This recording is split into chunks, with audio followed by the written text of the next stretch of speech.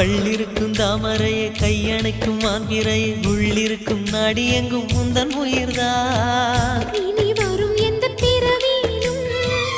உன்னை சேர காத்திருப்பேன் விழி மூடும் இமை போல விலகாமல் வாழ்ந்திருப்பேன்